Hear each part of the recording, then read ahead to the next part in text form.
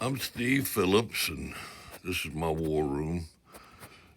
And I'm going to make a little short video today about a relic I found up in North Alabama, or several relics I found in North Alabama about 50 years ago. And it's probably pretty interesting thinking about the good old days. We used to find so much back in the early 70s when the White's Cornmaster 5 first came out. Everywhere we would go, I was a metal detector dealer then at that time, so I really had the best of everything that you could get.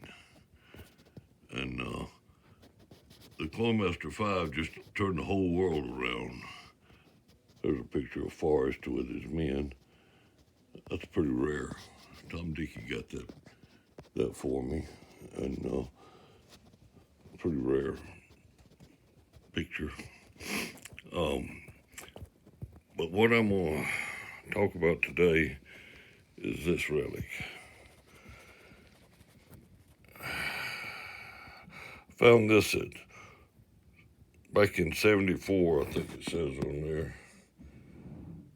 I don't know if that's clear enough for people to see. But yeah, I found it at Sulfur Branch Trestle in North Alabama. Every time, that was one of the first places that I started relic hunting. And everywhere we went, once the Cornmaster 5 came out, we would find so much. And we would go to places and find a bunch of stuff and never go back because just there were so many places to go to. And that metal detector had opened up the world to us. Sulfur Branch Trestle was a beautiful blockhouse fort that had a bunch of Yankees in it. And when Forrest came up, he was heading for a raid in Tennessee, General Forrest, with his men. And when he got to Athens, he had a fight. And then when he moved on up to Sulfur Trestle, he told them to surrender. They didn't. They should have. He didn't have time to piddle around with the Yankees and all, and I shake so much now that I have a hard time. But this pistol and relics are all found together.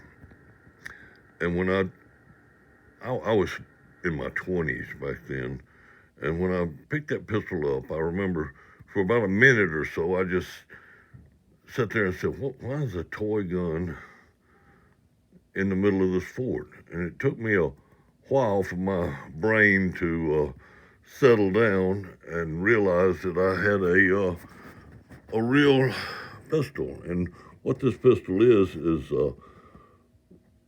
36 caliber Remington Navy pistol. It would belong to probably an officer in the cavalry. And it's still loaded, and some cylinders are empty. They've been fired, and some still have the bullets in them.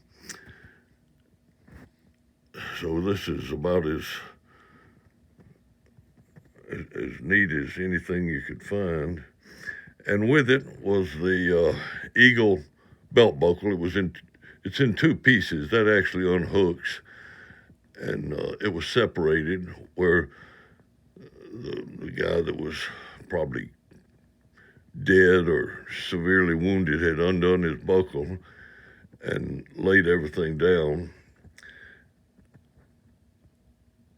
And there's still one of the bullets there. There's some of the leather with the percussion caps still there. All this came out of the same hole. The screw and that held the wood on. Of course, the wood is rotted away, but there's the the piece that held it together, and the rivets from the leather. There's one of the bullets. But Sulfur Trestle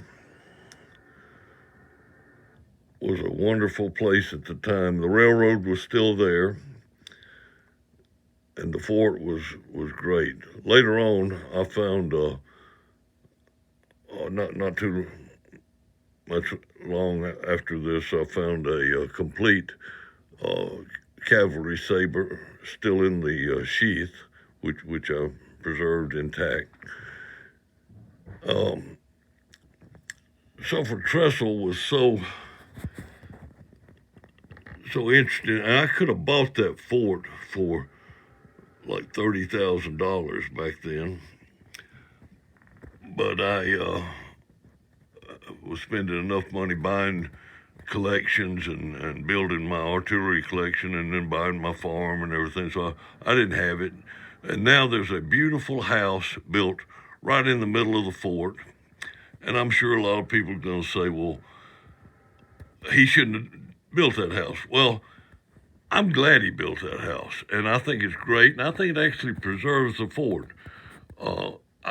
What we don't need is some more government parks that have full-time employees paid for by the people, and I like his house in the fort. And now the railroad is gone, and it's a hiking trail that goes up to that area, and it's a pretty place. You can't relic hunt there anymore, of course, but it was really great. Every time I'd go, I'd had a big military bag that I'd carry, and we didn't know where to park back then. We had to walk about 2 miles, parked by a really dilapidated antebellum, really a mansion, and we would park there in that yard and walk through their fields and then to the railroad track. But it was a couple of miles. I think we could have got there quicker if we'd have known a better place to park, but we didn't.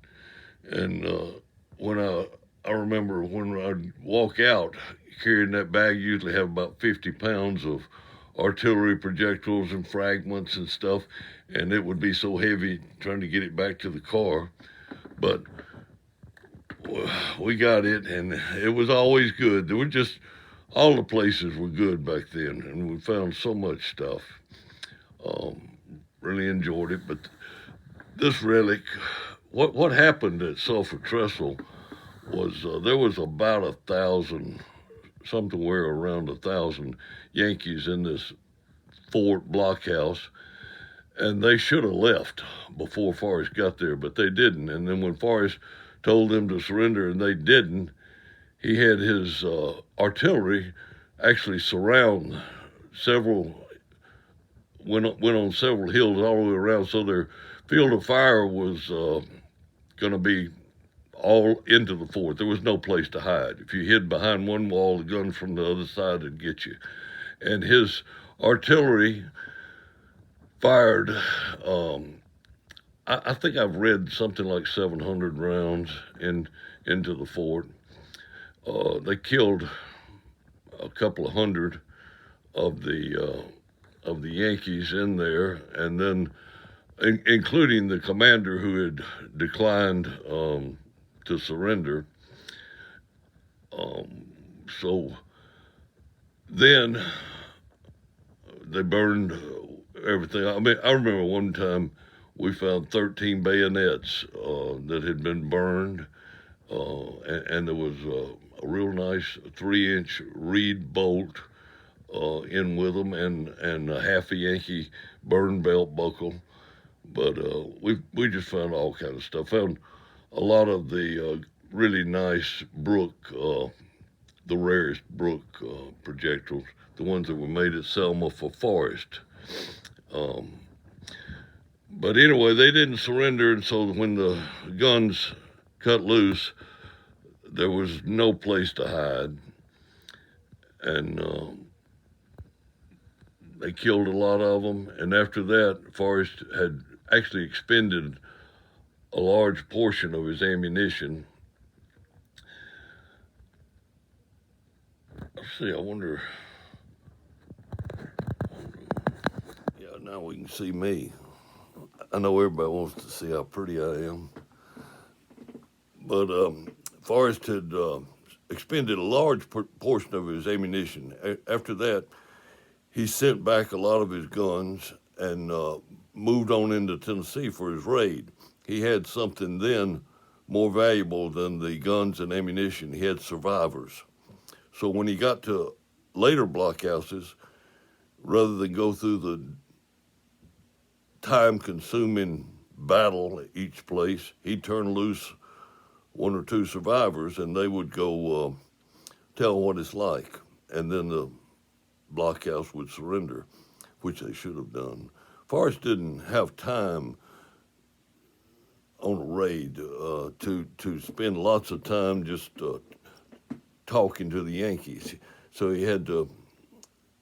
He was a serious man, and he was also the greatest warrior in the war on either side, which everybody that knows anything agrees on that. He was a great man, great warrior.